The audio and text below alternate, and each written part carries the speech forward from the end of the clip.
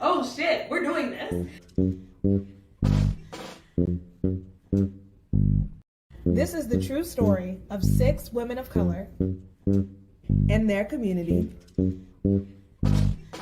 Chosen to make a dream reality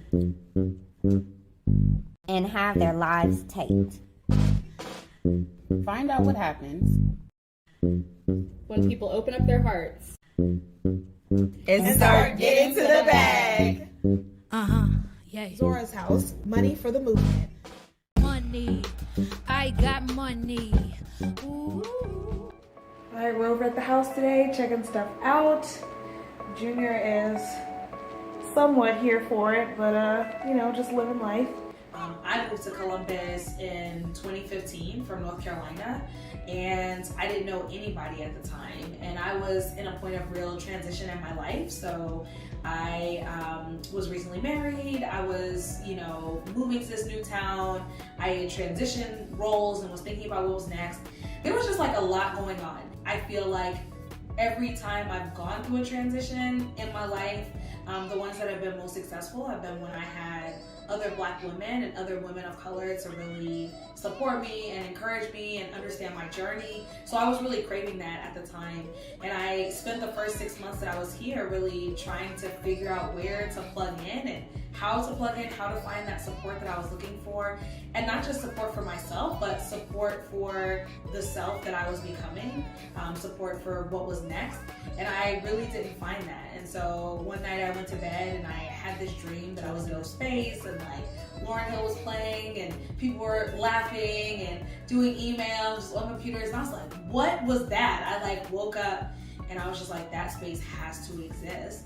The personal is political. So like my experience was not unfamiliar to many other Black women and other women of color who are looking for that type of space, that type of community, those type of deep relationships where they could figure out not just how to be supported for who they were right then, but how to be supported for who they were becoming. So I knew that Zora's House was a space that was needed. My husband and I, we ended up purchasing a vacant lot in a predominantly Black neighborhood of Columbus called Wyland Park. And we had this idea for building a house and a guest house on that same lot in order to say, okay, you know, Zora's house will be in the house and we can live in the guest house and kind of have like a live work. And what many people don't know is that the space that we're in now was never meant to be the permanent home of Zora's house. So one thing that my husband and I agreed upon early on, I told him, I was like, look, you know, first of all, if Zora's house doesn't succeed and no one cares and it's like, this business sucks, it's fine. We'll shut Zora's house down and we'll just have a house.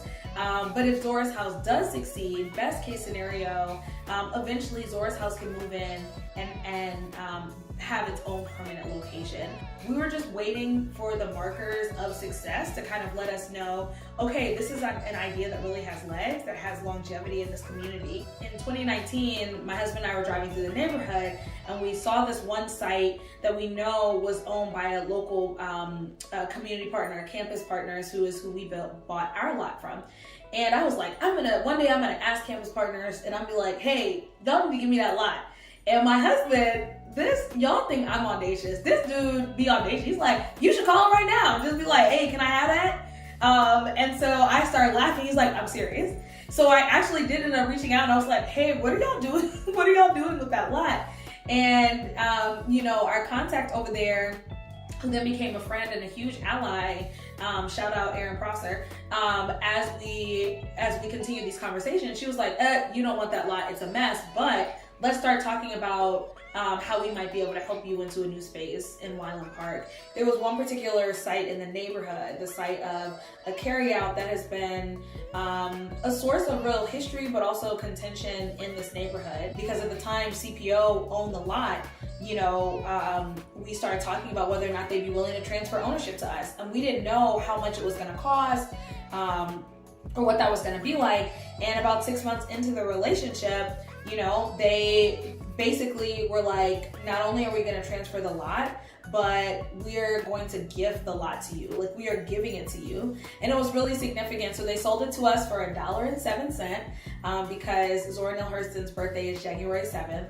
And next thing we knew, we had the lot, we owned the land. Oh shit, we're doing this. And I remember in particular when we were working with Moody Nolan, you know, they give us like external renderings, but then because there was like an interior designer on our team as well, I remember one time we're just in a meeting and she just casually just like brings up these renderings of like the inside of Zora's house. Like, she brought up this one particular rendering that was like, you know, looking into like the co-working space, and it was like populated with these like women of color, like laughing, talking, and I literally like had to hold myself back from crying because it was like, this is real. This is really real. Like, this is a vision come to life. This is more than a house that we're building. It is a movement.